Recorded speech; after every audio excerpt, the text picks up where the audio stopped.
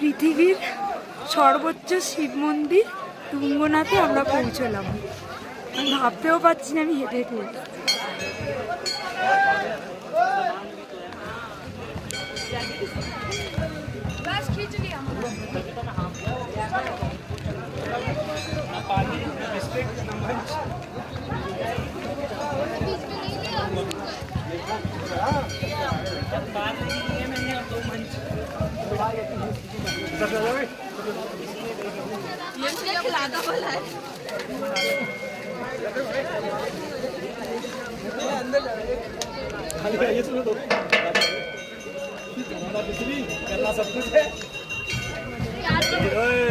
এরপরে আর ফোনে অ্যালাও নয়।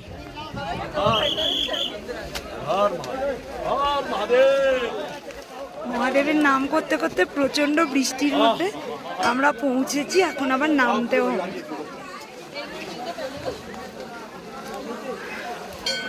এটা পঞ্চকেদারের তৃতীয় কেদার আর পৃথিবীর সর্বোচ্চ শিব মন্দির।